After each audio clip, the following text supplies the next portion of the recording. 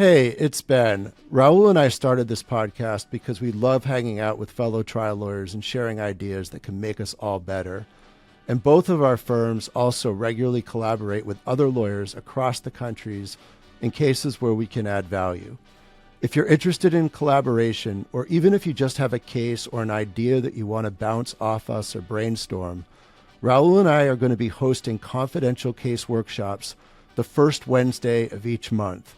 So here's how it works. If you have a case or an idea that you want to talk about or brainstorm with us, just send me an email to ben@elevate.net, ELAWVATE.net, or go online to elevate.net and submit a case workshop request. We will schedule you for a confidential 30-minute Zoom meeting where we can talk about your case to see if we can help. If you feel like there would be good value in collaborating on the case further, we can talk about that. If not, that's okay too. We enjoy helping other trial lawyers because we know someday you'd be willing to do the same for us if we needed your help. So again, if you're interested in workshopping your case with us, just send an email to ben@elevate.net or fill out a case workshop request at elevate.net. And Rahul and I will look forward to chatting with you soon. This episode of the Elevate podcast is brought to you by Steno. Rahul, you guys work with Steno? Steno is the best in court reporting services, not just in court reporting services, but even some of their technology tools. We're talking about AI a little bit on this podcast, and their transcript genius, where they can summarize and take interrogatories based on deposition transcripts, is so useful. If you haven't tried it, definitely try it. We're brought to you by Hype Legal. Hype Legal does digital marketing, web development for trial firms. It's owned by our good friends Micah and Tyler. They recently redeveloped our firm's website, so you can check our website out. If you like it, give them a call, and they can help you out too. And finally, we're brought to you by Expert Institute. Rahul, you guys work with them, right? We both use Expert Institute because you always need to be cutting edge in the experts that we use in our cases. Going to the repeat experts every single time is going to make you a lesser lawyer, and you always want to keep up, and the best way to do that is with Expert Institute. Welcome to the Elevate podcast. I'm Rahul Ravipudi. I'm Ben Gideon. How you doing, Rahul? Ben, I'm doing great. It's been, I feel like, way too long since you and I have gotten to hang out together on a podcast. And I feel like we could spend a whole day just catching up together on everything we've missed out on in each other's lives. But I just want to talk briefly about Mike Vrabel. I mean, you guys. Oh, gosh. You get a sideswipe me with that one? First thing, I'm sorry the Bills haven't been able to get to a Super Bowl. That reminds me, I still owe you the payment on the bet. I mean, I didn't want to bring it up. I did text you asking you for the date that you'd like the lobsters delivered, and you were so busy with your social media trial. I guess you didn't respond. So, okay, I'll make sure to do that. You can't really send 12 live lobsters to someone who's not expecting them, because that doesn't end well. No, that wouldn't play out right at all. Yeah. No, I'm definitely going to. I don't think Smitha wants to deal with 12 live lobsters without you being around. Hey, speaking of that social media trial, congratulations on the win. And now you guys are lining up the next trial, right? Yeah, next trial is July 27th in LA Superior Court. And we've got the 4 defendants in the case: Meta, Google, TikTok, and Snap. And I'm really excited about that one happening. So how does that relate to the first trial? Will there be expected to have the same? Obviously, you have more defendants now because the first case settled out with TikTok and Snap. So it's a more complex case. Definitely. And, the intent of Judge Cole was to have bellwethers when we have 9 of them, which the plaintiffs come from, have different issues, whether that's demographically, male, female, ages, the types of injuries that are complained, the types of usages that are at issue. And so Kaylee is 20 years old now, and that was the first bellwether trial. And now we're going to Russell, who's 15 years old and male. And so then there's different types of injuries and issues that he's dealing with. And the hope is, after we finish the 9 bellwethers, that one after the other, that We have covered all of the potential legal issues that Judge Cole would need to rule on. And then she describes it, it'll be a trial in a box. And she can assign cases out to 20 courtrooms and have them all going at the same time until these cases are in a position where they can resolve. So I really appreciated like her approach. You expect to call some of the same, what, like Mark Zuckerberg, for instance, he testified in the last trial. Will he also testify in this trial? He will. He will. He will. Zuckerberg will testify. We'll have Evan Spiegel for Snap. We'll have folks for TikTok and folks for YouTube/Google as well. How So much everybody's would I on. have to pay you to hire me to come out and do that cross? That's a lot of lobster, Ben. That's a lot of lobster. Yeah, more lobster than I can afford, I'm sure. Oh, well, I mean, that's a perfect segue into this winning streak you and Meryl are on. Congratulations on, I don't think we've even had a chance to catch up on your last verdict, but we're going to talk today about your most recent one in the town everybody knows across the country, Bangor, Maine. People know it as Derry because it's the fictional town in Stephen King's novel and movie and television series, It. It is takes place in Bangor, Maine. Stephen King's hometown, by the way. That's so crazy. And does it look like Derry when you go there? Is there anything, I don't It know, creepy does. about it? Yeah, I mean, it's modeled on that. So kind of has that vestiges of an old New England town, brick buildings. It's got the big river that runs down the middle of it called the Kentuskeg River, which is, I think, the river that all of the kind of water systems that go through the town of Derry, where the clown hangs out underneath and in the water in the sewers and so forth, is based on. So, yeah, I mean, would you recognize it if you just popped in there and didn't know that that's what it was based on? Probably not. But once you know that, you can see the similarities of it. How's the courthouse over there? Beautiful new courthouse. When I started practicing in Maine, it was still the old courthouse, which is very dated and run down facility. But they built a new courthouse about a decade ago, so it's modern. It's nice. It's a good place to try a case. So, Meryl, great to see you, and thank you for joining us. And congratulations on this really amazing verdict. I've had a lot of time to read about it, and Ben and I talk about this all the time. But medical malpractice cases, and even the words, all of the different types of diagnoses and things that you have to deal with, it just exceeds my knowledge base. It seems so complicated, but the way that you both were able to simplify this case and really drill down on the heart of the issues is nothing short of a masterclass. And so I'm really excited to talk to you about all of this. And congratulations to you. And most importantly, I'm so happy for your client in getting this result and how it's changed his life in the most significant of ways. So tell us a little bit about Travis and the case. Yeah, I'll start just by talking about the case a little bit. First of all, thanks, Rahul. It's good to see you, and I'm really happy to be here. I'm also happy that you didn't ask me about Mike Vrabel, although I have a few thoughts of my own. But we'll focus on the important stuff here. So the events of this case took place in August of 2021. So just about 5 years before we got to trial on the case. It involved a young man, our client, who's 36 years old at the time, Travis. He was taking out the trash one morning and he felt a pop in his back. And he immediately felt the worst pain of his life. And as the day went on, he started to develop more concerning symptoms: numbness and tingling down his legs, weakness in his legs, and he stopped feeling the urge to urinate, which prompted him to go to the emergency department right away.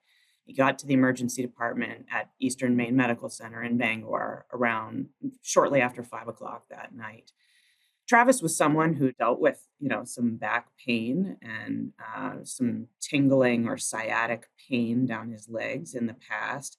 But this was very, very different. Now he's got weakness in his legs so bad that he can't stand up. And he's also he can't feel the urge to urinate, which is of classic sign of the problem that he had, which I'll get to in a minute, but gets to the hospital and he reports his symptoms. The hospital assigns him like a priority level of patient, meaning he's a type of patient with problems that need to be seen by a doctor as soon as possible. Well, about an hour goes by. He's not seen by a doctor. Instead, he's seen by a physician assistant who notes the same problems and orders an MRI for him based upon his symptoms. And the reason she writes in the record that she orders the MRI is to evaluate for something called cauda equina syndrome.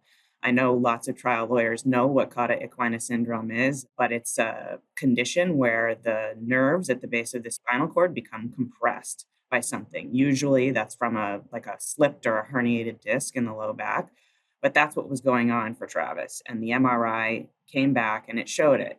But of course, he's still that MRI came back around 7:40 in the evening. But because the physician assistant who ordered it went off shift and never handed Travis off to another provider, that MRI comes back and Travis is waiting around the emergency department for another almost 4 hours before he's seen by a doctor. So he arrives at 5:15. He's got clear evidence clinically and on imaging of cauda equina syndrome by 7:40 p.m. And he's not seen by a doctor until 11 p.m.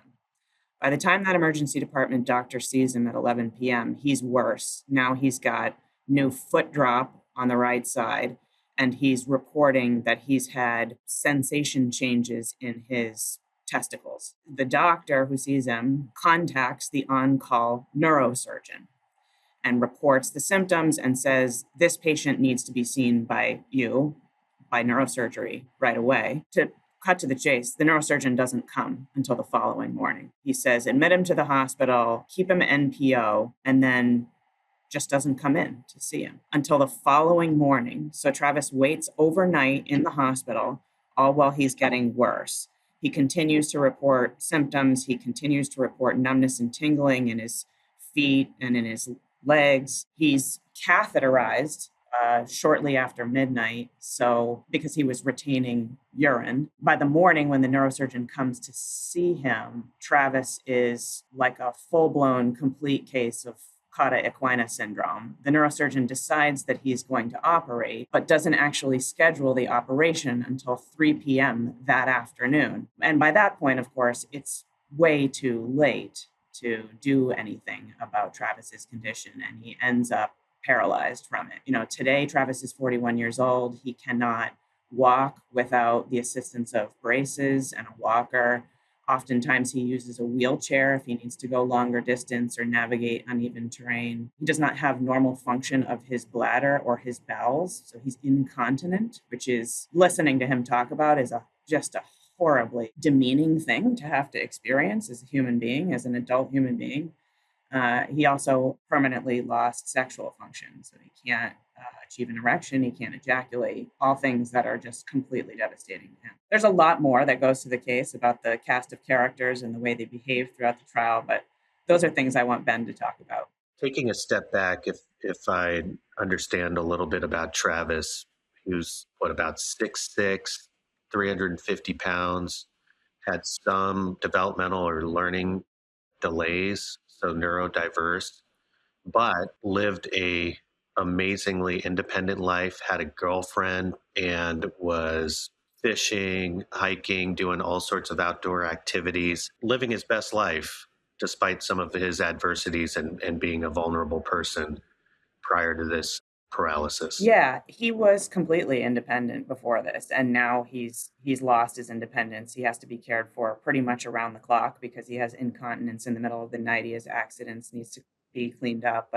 But yeah, I mean, to your point about his life before all this, he lived with chronic back pain for quite a long time before this, but that didn't affect his ability to do all the things he wanted and needed to do every day, lived by himself, had a job where he took care of other people. I mean, Travis graduated from Bangor High School, 18 years old, went right away into the business that his parents owned, which was owning several group homes in the area. So he took his livelihood, and one of the things he loved the most was being able to take care of other people. And now, I mean, one of the great tragedies of this incident was that it put Travis in the position of the people that he once loved to care for. It took someone who really felt proud of being a caregiver and made him just someone who always needed to receive that care and couldn't give it anymore. I mean, he took care of his sister's children all the time.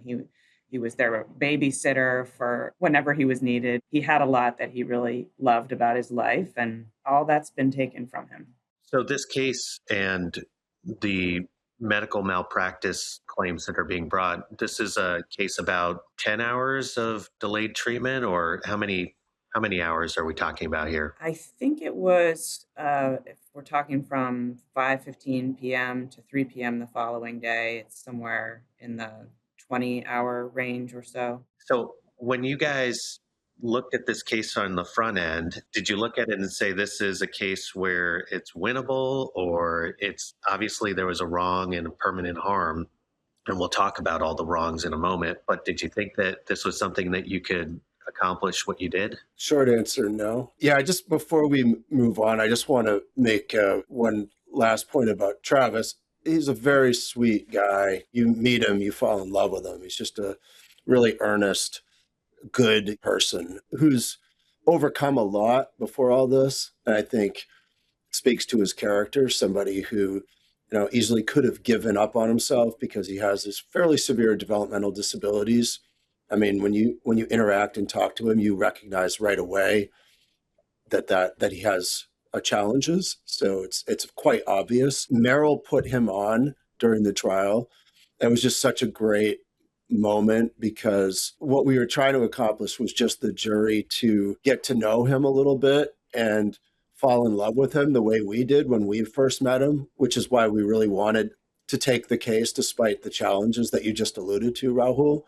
I remember meeting him with his mom for the very first time at the Dunkin' Donuts in Bangor, Maine. And interestingly, the defense lawyer who almost always is hired as the first in for the defendant we were suing, Eastern Maine, came into the Dunkin' Donuts during the initial intake meeting I had with the client. And, in passing, What are said the hello odds to of me. that? Now, he didn't end up getting hired to defend the case. I don't know why, but I just thought that was interesting. Small town, of course. But Meryl, maybe you could just talk about that a little bit, because there's a lot of challenges in presenting someone who has a difficult time communicating, as Travis does, but yet wanting the jury to kind of get a feel for who he was as a person and get to know him. And just to set the stage, Meryl, he wasn't at the trial except for the 45 minutes or so he was there to testify. So the jury hadn't met him before. During the break, we helped him get up into the vicinity of the courtroom and get into place. He had his walker that could be positioned as a bench chair, so it could be turned around with the wheels locked out. He could sit on the bench of the walker, and instead of trying to climb up onto the witness stand, we positioned him in the well of the courtroom about 5 feet in front of the jury box. And then instead of standing at the podium or in the vicinity of that, Meryl sat in a chair, kind of a la, Barbara Walters or Oprah, and conducted the examination in a seated fashion as a conversation 5 feet in front of the jury with Travis there. And I thought that was extremely effective. Still wasn't easy because Travis, you really have to prod him to get anything meaningful out of him. But maybe Meryl could just comment on that a moment before we move on from Travis. Yeah. And just curious, Meryl, how did you decide that that's how you wanted to examine him in front of the jury? I'm so curious about that. I wanted to ask you about that. So I'm glad it's come up. Yeah, I love the job of preparing and putting on a plaintiff in a trial. It's always different because people we represent in these cases, they, over the years that the case goes on, they look at it from this 30,000-foot view and they see it as this process that's going on with lawyers and doctors and judges, and they sort of remove themselves from the process over all those years and don't really see it as their own. And then all of a sudden their case gets scheduled for trial and they have to learn how to become a main character in their own story after kind of removing themselves from the picture. And when I started to work with Travis to get him ready to do this, I was like, oh my God, this is really going to be difficult because he's just, at times, he struggles to get things straight. It wasn't going to be possible to go through any of the timeline with him. We were really going to have to just keep things as simple as what was your life like before this happened to you? And now what's your life like since this has happened to you? But through that very simple frame, we were able to talk a lot about his life in a way that allowed people to understand who Travis was and that his life is drastically different now than it was before. But as I met with Travis, leading up to the trial, I would go up to his sister's house and I would sit in her living room with Travis there. And we often needed to have someone else around so that someone from Travis's life who knew him well could help translate things. But one thing I really learned working with him is that he has the ability to talk about himself in a really honest and authentic way. Not much. He's very stoic and very kind of one word answers. But once he gets comfortable, that's when he does the best, right? And I think that's true of anyone. When they're comfortable, that comes across in their body language and their tone of voice and their facial expressions, but it also comes through in what they say and what they don't say. And I realized that the best way to kind of have that dynamic with Travis would be to try to recreate those moments where we could find that sitting in his sister's living room, sitting across from each other on the couch. So when he came in to the courtroom, and I wasn't even sure that this was the right way to do this until he arrived to the courthouse that day, because I wasn't sure of his ability to get himself with his walker through the well of the courtroom, up the ramp to the witness chair, into the witness chair with his walker there and turning and pivoting. A lot of it was born out of like a question around physically, could he navigate the courtroom given the assistive devices that he needs to use and his physical ability.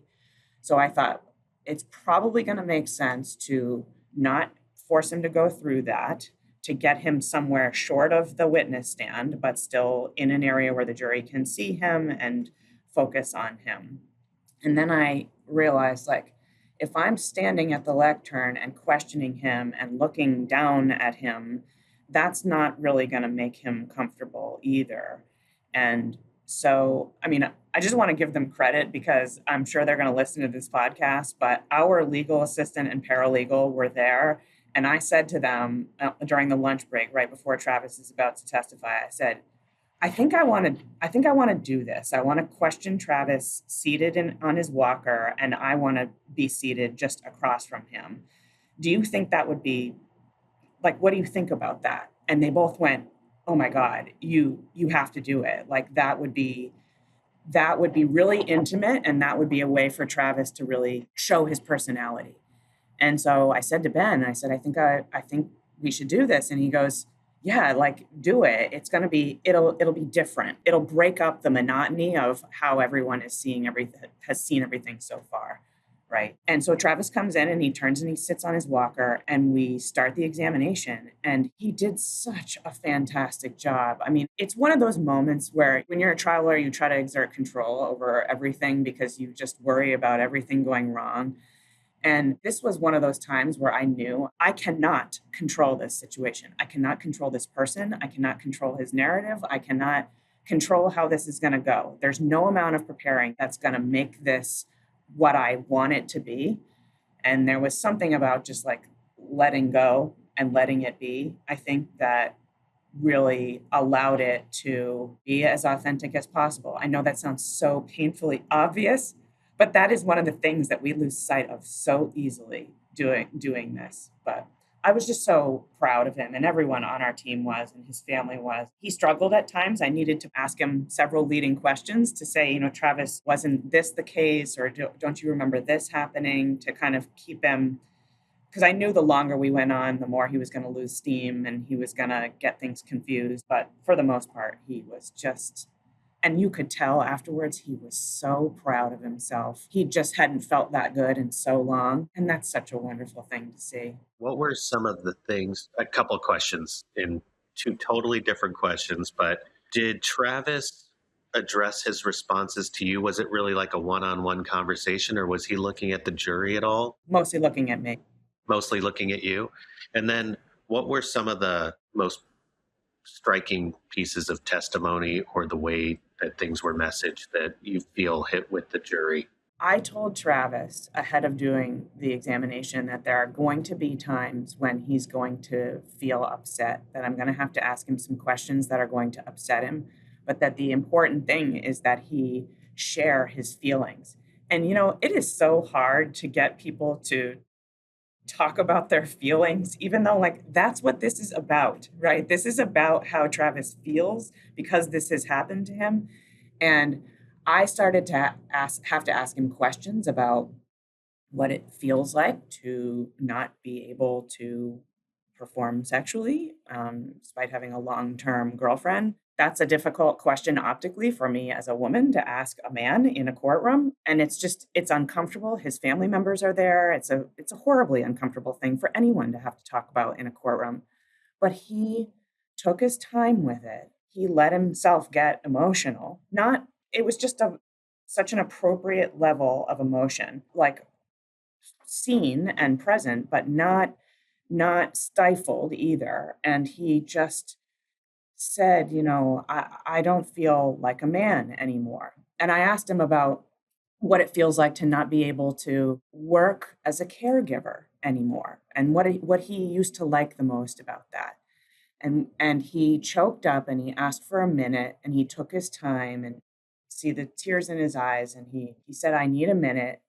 And then he said, what I used to love the most was seeing people smile.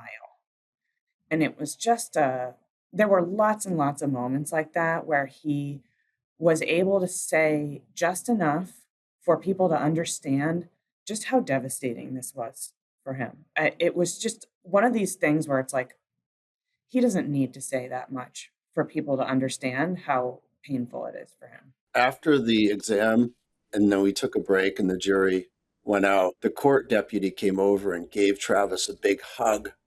Oh, And, this is the big burly, retired cop court deputy guy. It takes a lot, I think, to phase this guy. And then afterward, multiple times, he came up to me and said, Travis was just such a great guy. It made an impact on him. And since it made an impact on him, presume it made an impact on everybody. That's not something that happens that often in my experience.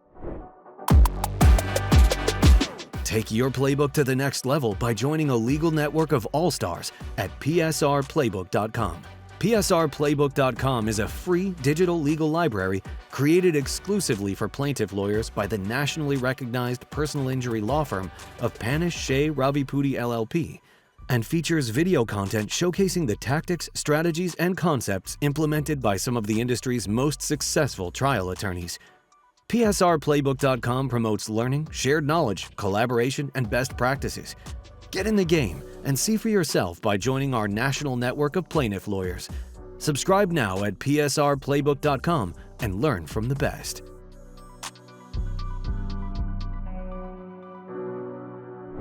did the defense even cross-examine him? No, Yeah, that's the smartest move on their I part. think so. Yeah. So tell us about the liability and causation parts of this, because this sounds like a very difficult one to illustrate to a jury how 20 hours can make such a big difference, and the missteps and missed opportunities there. And the structure here in Maine, you've got to tell everybody about this panel that you have to present your case to before you even get to go to a jury. This is crazy. Yeah. So back to your original question was, did we think this was a hard case? We did think it was a hard case. I think our motivation to do the case came out of our initial love for the client and wanting to find a path forward for him. But it wasn't because we thought at the outset that this was an easier slam dunk case. The cauda equina case is a common fact pattern that lawyers who do medical malpractice cases see a lot. It's well recognized, I think, in the field of medical malpractice as a difficult to impossible type of case to ever win.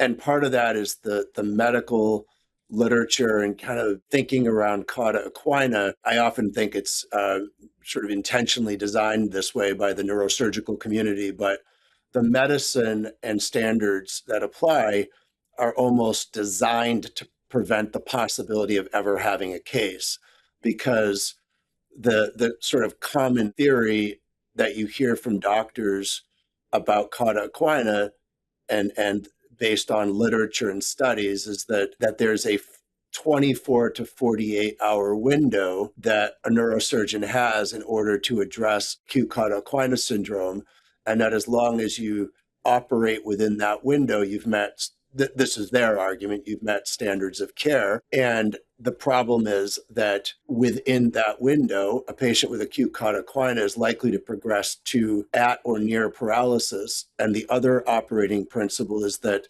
your condition at the point of surgery is the best predictor of your final outcome. So if you're already paralyzed before surgery, many neurosurgeons will tell you that it's unlikely that you're going to recover significant function after surgery. So when you combine the two principles of a up to 48-hour window to operate with, you're not going to get any better than you would be at the point when surgery is performed, you can imagine in most scenarios, once they get to the surgery, you're already paralyzed. So therefore, you don't have a causation case, but you can't argue that they should have done surgery sooner because there's a 48-hour rule that says you can wait up to 48 hours. So so I went back, read the literature on the so-called 48-hour rule. And what I gleaned from it is that these are retrospective studies that look at populations of patients that have had cauda equina and what their outcomes are after surgery. And the point of those studies is to say that the outer limits of when surgery can still be helpful and you can still get a good recovery is 48 hours. In other words, after 48 hours, you're not likely to get much benefit from the surgery. Within 48 hours, it still makes sense to do the surgery. That is completely different than saying the standard of care allows you to wait 48 hours if a patient arrives on hour 1 and you can make the diagnosis right away. And of course, there are no prospective randomized studies where they just wait and let patients deteriorate to paralysis without doing surgery to test whether, as a control group, those patients do better or worse than patients where they operate right away and don't allow them to progress. And it's almost common sense that if the mechanism of injury is compression of the nerves to the point where they die from that compression, which is a function of compression over time, duration, that earlier intervention would be beneficial. But try to find a neurosurgeon to say that within a 48-hour rule, that's extremely difficult. So when we started to vet this case with experts, we talked to many who just said, well, this was within the 48 hours. I can't give you an opinion that there was any deviation standard care, and I can't give you a causation opinion. It's one of those situations that we see it a lot in medicine where the conventional wisdom is just wrong. It doesn't make any sense. And in fact, that whole literature about the so-called 48-hour rule has now been debunked by other more focused studies that drill down into that and say, wait a minute, you're lumping all patients together in this 48 hours. But if you take a patient who arrives where their equina syndrome is not complete paralysis, where there's still functioning nerves, where there's still an opportunity to intervene before the progression, if you pull those out of the retrospective studies, you get totally different result. And that gives you a different conclusion. One of the challenges in the case was I had read all the literature, all the neurosurgeons have read this literature. You could debate the literature, but we wanted to make sure we didn't turn the trial into a debate over medical literature. And so all the stuff I just told you, that never came up in trial. That's just the backdrop of why these cases are really hard. And it's hard to find somebody to support a cauda equina case. But we went with the simple points of, this is compression over time. He came in, he got worse. And our core, go ahead. Did the defense agree with that concept that compression over time leads to nerve damage is permanent? They did, actually. I mean, they called a neurosurgeon, a doctor from a regional hospital in Massachusetts, who I've actually used as an expert in paralysis cases myself. High-level doctor, well-respected, but honest. And so when I crossed him, he was the last defense witness in the trial, and I presented him with kind of these basic arguments based on the science and common sense, he agreed with us on every point, because it's hard to disagree with it, to honestly disagree with any of these points. That seems like Yeah. a significant sort of meeting of the minds on a, and I agree with you on a totally irrefutable point, but that seems like a great anchor to kind of work off of to build your case around, especially on a timing case. Yeah, and I think, again, as lawyers in any type of plaintiff's case, but particularly in med mal, it's really important for us to independently think through things. And there is often a conventional wisdom about things. And sometimes we're running upstream against that. And you're taking on the entire industry because everybody believes these things. But if it just doesn't make any sense to you, it probably isn't going to make sense to a lay jury either. And these people haven't been to medical school or read all the literature. So the common sense understanding may end up prevailing, even if that's not what every, 95% of neurosurgeons around the country believe. They have a self-interest in creating a framework for a rule that protects themselves from being sued in these cases, right?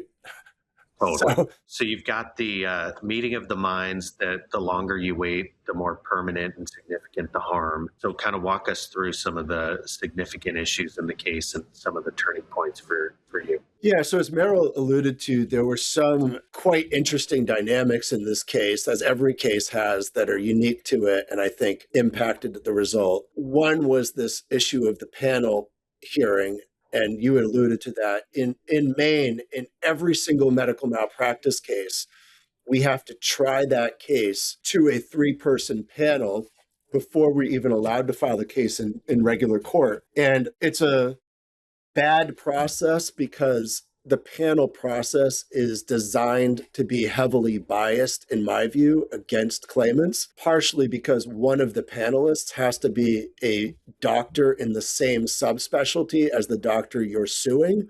So in this case, you'd have to have a neurosurgeon on the panel in a state where every neurosurgeon knows each other. It's a small state, and finding a neurosurgeon who's going to find against a colleague is just extremely difficult.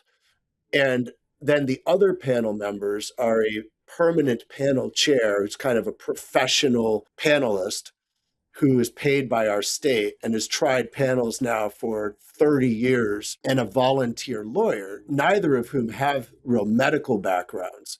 And so you can imagine in many panels, if the medical expert on the panel tells the other panelists when they're deliberating, well, this is how it's supposed to go, or I understand the expert said this, but this is, if you're looking at imaging, this is what the MRI shows. I don't care what the plaintiff's expert said. I'm looking at it myself. I'm a radio, you know what I mean? So you're really prisoner to what the view of the individual medical panelist is in most of these cases. The other challenge for the panel process is that you have to make a lot of strategic decisions that you wouldn't have to make otherwise.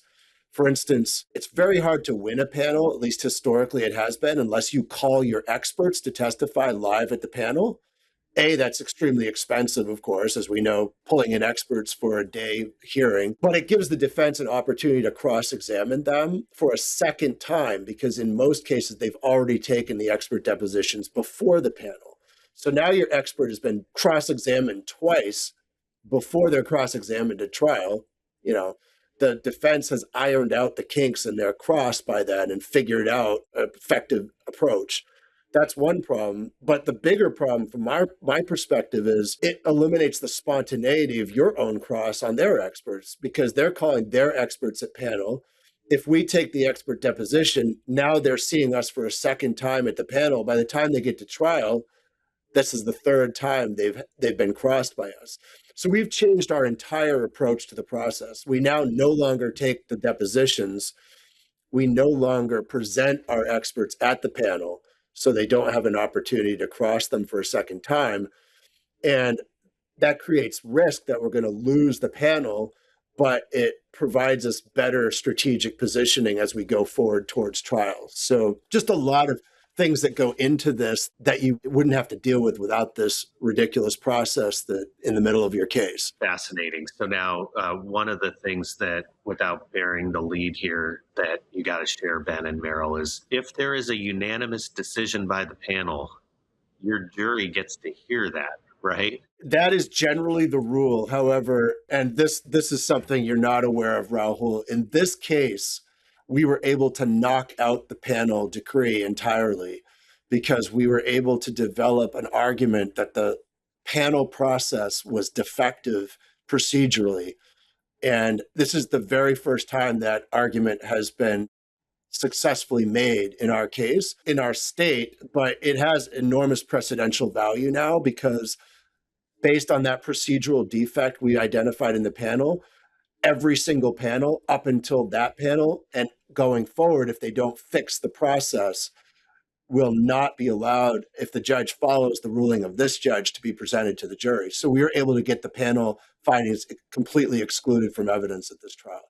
But you're right. Normally, in a normal case, if you have a panel finding against you, then the defense is allowed to present that, blow it up on a big poster board with the name of the doctor that decided against you, and to tell the jury that before this case ever got to the courtroom, a panel found unanimously in favor of the defense in this case.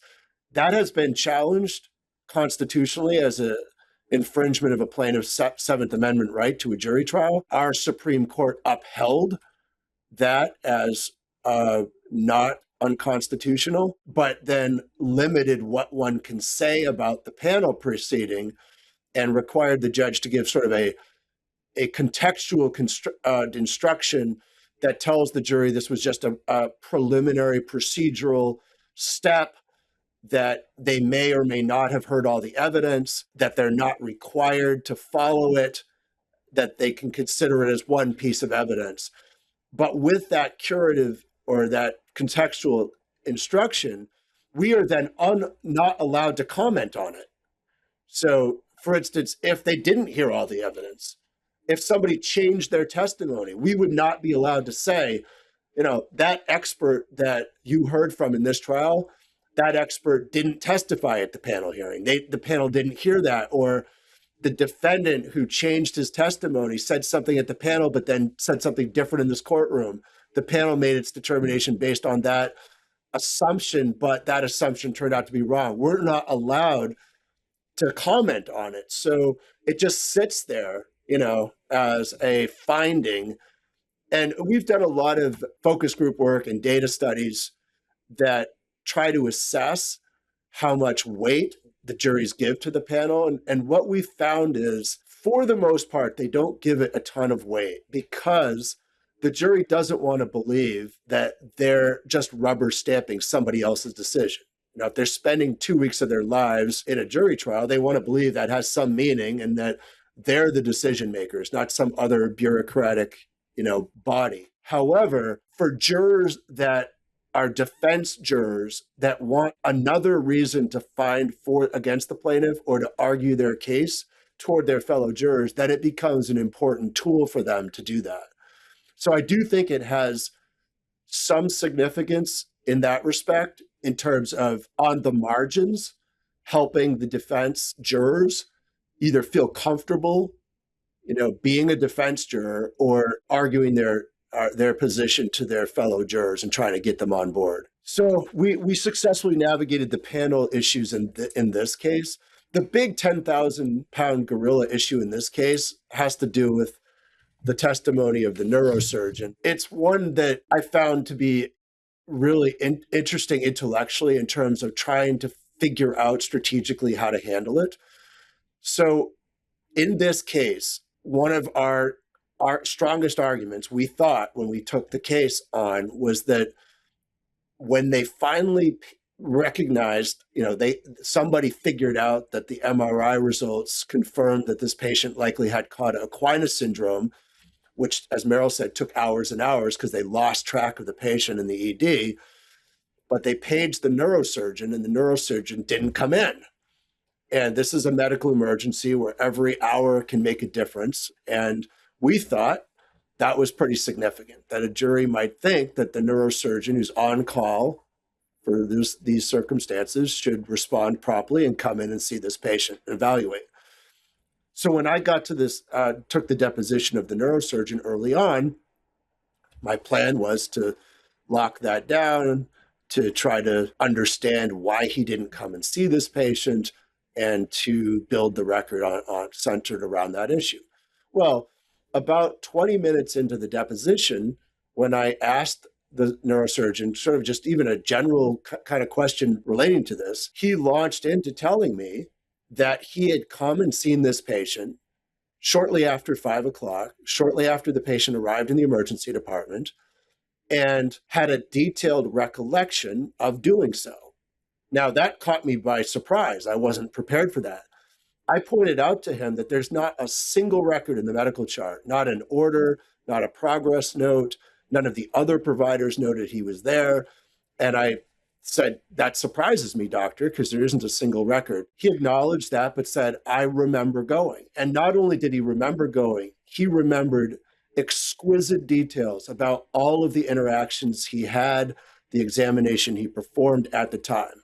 He said he went there with the chief of neurosurgery from the department. He said he was there with 1 to 2 neurosurgical physician assistants.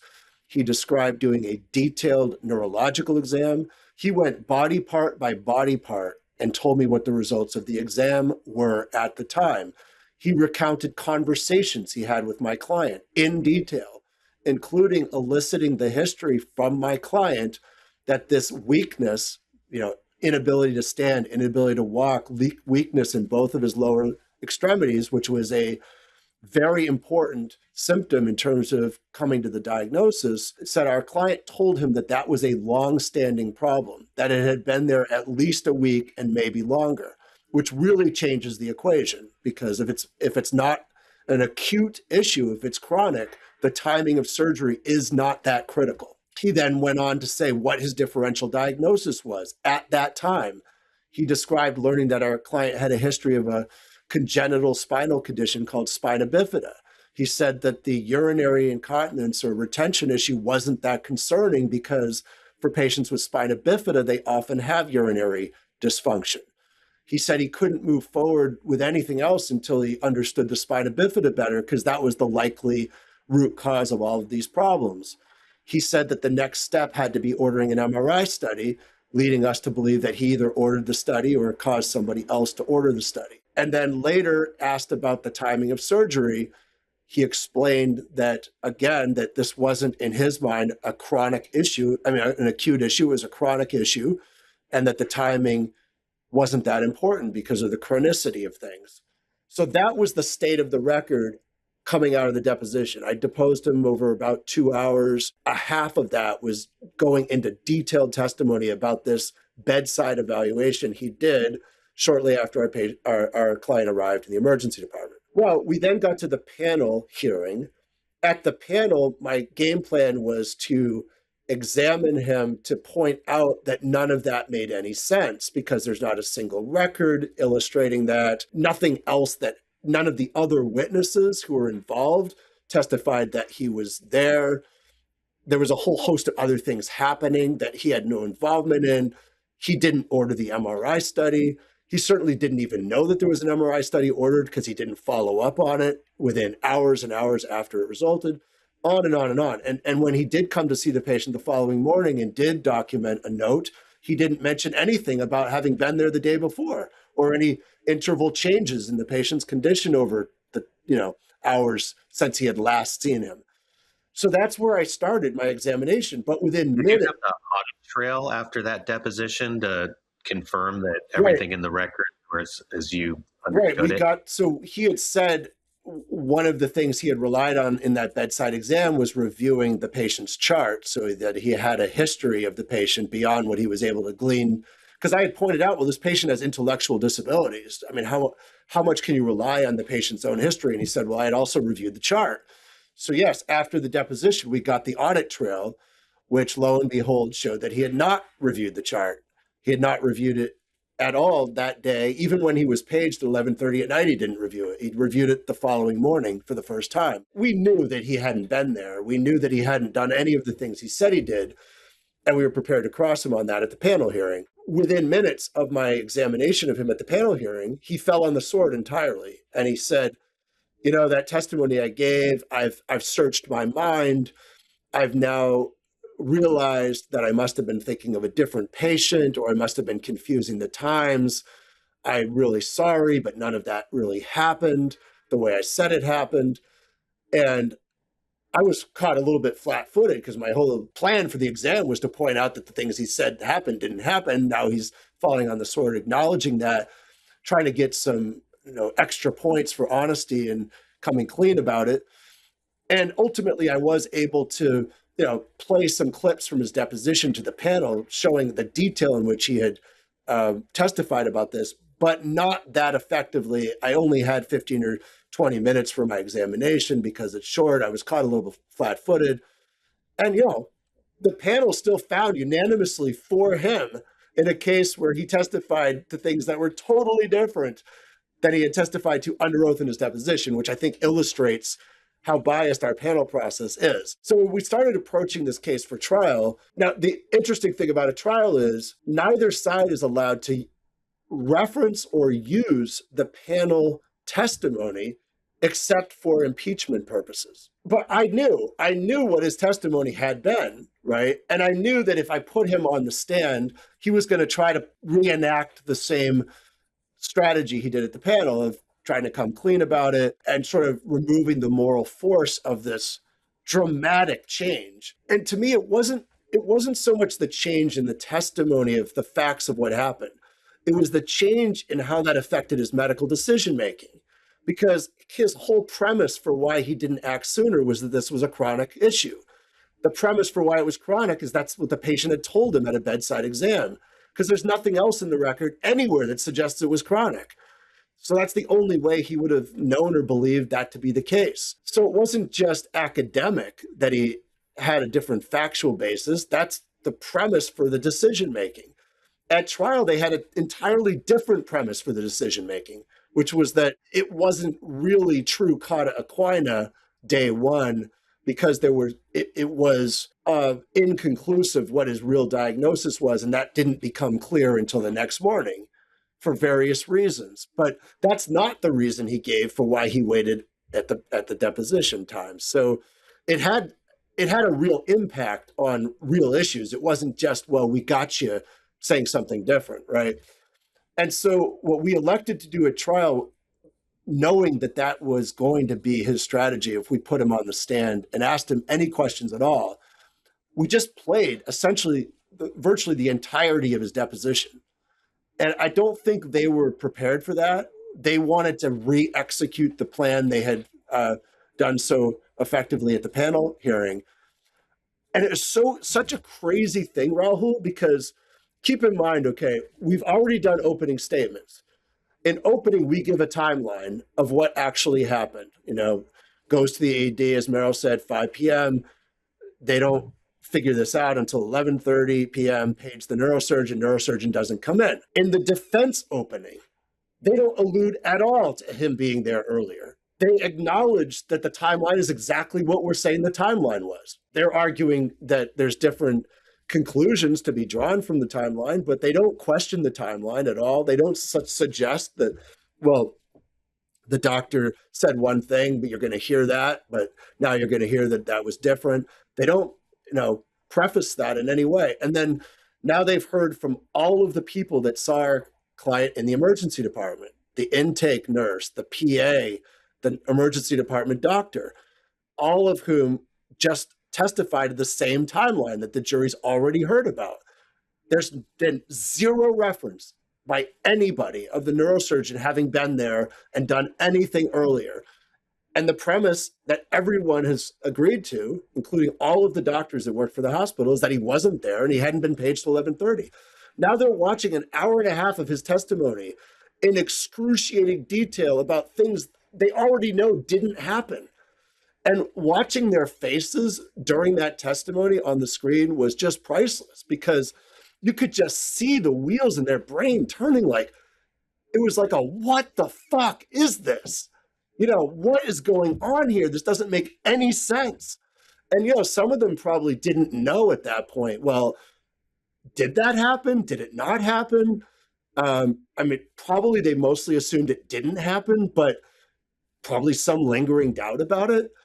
But it just was such a great thing because and then when he did, so I didn't put him on live at all. So now the defense has to call him in their own case in chief. And they have to do this whole, set of contortions and maneuvers after hearing the excruciating detail of his testimony and specific recall to things that didn't happen. Now he has to get up and start by explaining all of that away. It just didn't work in trial when they attempted to do that. And I hadn't even crossed him yet. So then I was able to do my cross after all of that and just go back and point out that everything he's saying now contradicts what he said before. But more than that, the reasons for not acting he's giving now are not the reasons he gave before, which were based on things he had said before that he's now acknowledging never happened. And I just think it was just, at that point, the case, there was still a few witnesses left, but I think for the most part, that was the end of it. And that's when they approached us with the high-low that we were looking to lock in after their neurosurgeon, the defendant, testified.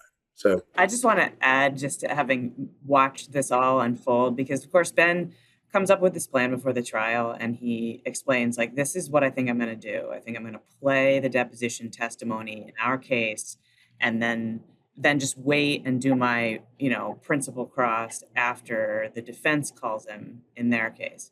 And I thought, okay, to be honest, I had a hard time envisioning how this was going to land with people. And so after we play the deposition testimony, and I'm, trying not to, but I can't help myself but to look over and see how people, jurors, are reacting to it. And you can see a lot of like furrowed brows and confused faces. And I thought, great, because a lot of what the doctor was talking about in his deposition testimony was this spina bifida condition, which Travis didn't have, but somehow this doctor thought Travis had spina bifida, probably because Travis said something about that and when it just wasn't true. And I'm like starting to get worried. People are really confused and I don't know. And so after the deposition testimony is done, I think that was the last event that we had in that court day. And as we're packing up, this same court marshal that Ben referenced, who came over to Travis and told us, said how great he was and who patted Travis on the back and stuff. This marshal comes over and he says, boy, that doctor, what an ass. And I thought, okay, I think that went well. That's amazing. Seriously, what an amazing strategy and a way to really hone in on the point of the false premise for the false conclusion and get that crystallized with the jury in such a succinct way, because it could get muddied up in so many different ways. And the way you strategized and executed on that cross-examination, that is a huge takeaway for anybody listening to this, because that's both outside the box and awesome strategy. So verdict, $6.5 million. Yeah, $6.5 million. So it's worth mentioning. We didn't cover this, but we did not get voir dire in this case. We filed our motion for attorney-directed voir dire.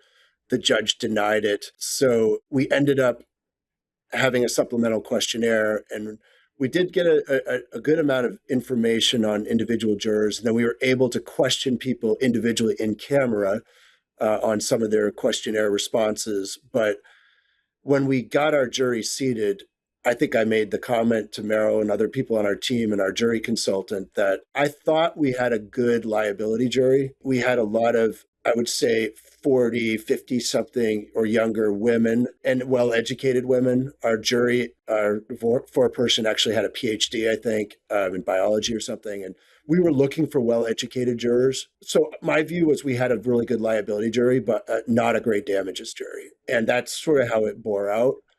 This case really deserved a bigger number than what the jury awarded. But keeping in mind, this is Bangor, Maine, and this is one of the highest verdicts ever returned in Bangor, Maine. We were just happy to get the result and happy to get a number that can take care of Travis for the rest of his life and make him secure. But yeah, and that's what I would say about the number. Well, two things. So, and you're being so modest. It's the second highest verdict ever in Bangor, Maine. And since you had the high-low locked in, it's the highest that's ever been paid out net, any reductions. And that's simply amazing on so many levels, but a reflection of what you and Meryl did in this case. But I think hopefully an awesome way to finish this is, why don't you tell us about how you let Travis know about the verdict? Meryl? I want to add something because Ben mentioned the jury selection and he called it. This was going to be a good jury on liability, but maybe not the best jury on damages. The deliberations period was really, really interesting. It was the busiest deliberation I think I've ever witnessed, but the jury went out around 4:00 on a Wednesday. And within about 10 minutes of going out, they sent a note and they said, "We're tired. We want to go home." So we all went home. And that night, interestingly, the local newspaper releases an article about the state of the financial health of this hospital system, which we saw and we thought, oh God, like, what is this? And we went back and forth about what to do about it. And we show up the following morning and we decide on that, it was front page above the fold on the local paper, basically saying this hospital system is in a world of financial trouble. It almost seemed like it was planted to be published on that date, waiting for this jury to return a verdict. So go ahead, Meryl. Yeah. So we decided the way to deal with that is to have the judge just say to the jury, there was an article published about the hospital in the paper. It has nothing to do with this case. So I'm not going to ask anyone whether they read it or not, but I'm just going to remind people that what they see and hear outside of this courtroom is not evidence and is not to be considered during their deliberations. So that happens. And they go back out to deliberate. About 10 minutes after that, they send a note with 3 questions on it.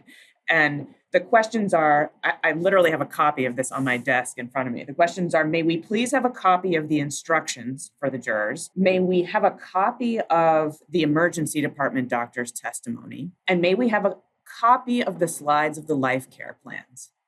So kind of a mixed bag there. We like the life care plan question, but the copy of the instructions, we'd had a battle about the medical malpractice instruction, which Ben has a lot of experience with, but it used to be the case that Maine had a pretty bad medical malpractice instruction that said a lot about what medical malpractice isn't and not much at all about what medical malpractice is.